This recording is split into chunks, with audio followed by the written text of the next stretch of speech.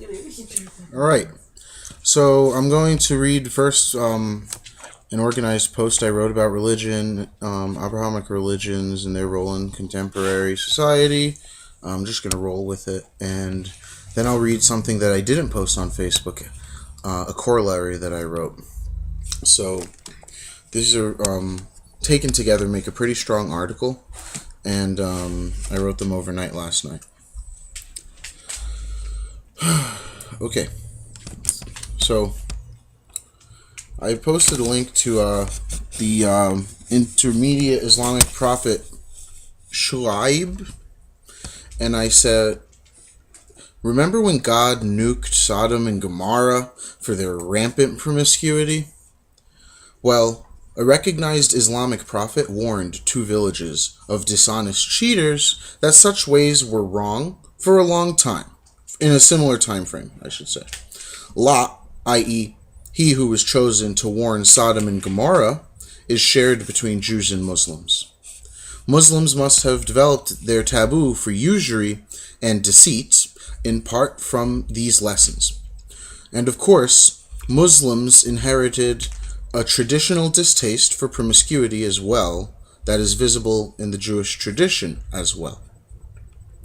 This may be below the belt, but today in America, in the United States, we have a presidential candidate whose creed is constituted by the Johnny Appleseed tall tales of Joseph Smith.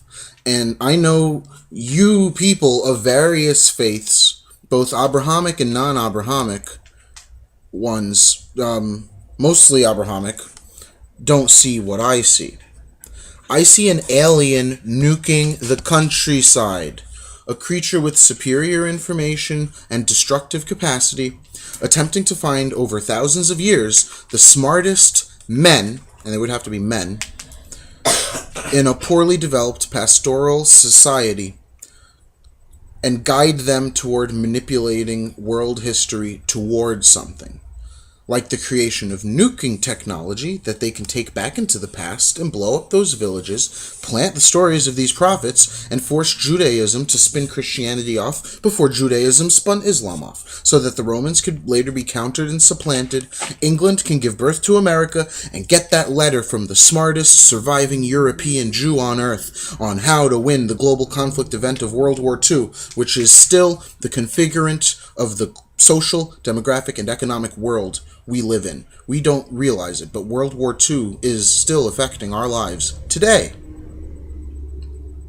Mediocre American literature and the true story of some persecuted Protestant so-called sect trekking to Utah to be safe from paying the price for having sectarian allegiance to aforementioned mediocre American literature.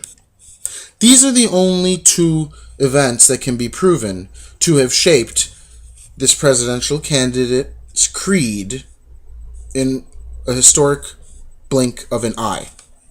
Mormonism has been around for 150 years, and that's irrelevant, really, if you know anything about world history.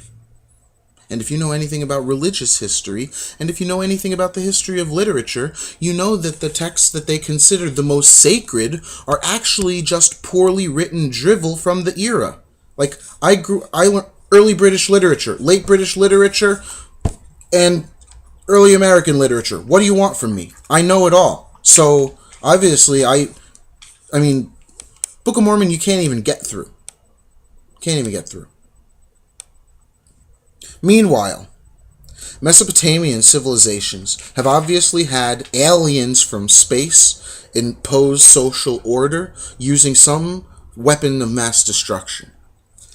Jews and Christians, well, we know of 2 towns nuked for one type of immorality. But Muslims got the news of what happened to all 4 for multiple infractions of different types of immorality. Am I the only one who finds the Muslims a little bit fastidious and the Jews a bit pensive?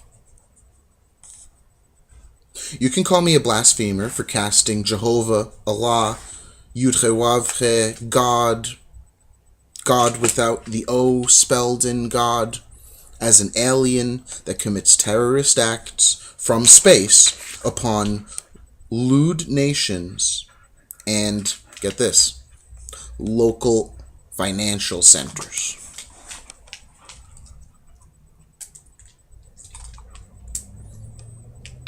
But you people of your varied faiths, you people actually believe these events occurred, okay? So you can say whatever you want about me talking about aliens, weapons of mass destructions, and Jews, Muslims, and Christians all being crazy and developing their morality because aliens were talking to them a long time ago. But you people, what do you people believe? You people believe that random villagers were fucking annihilated for acting the wrong way.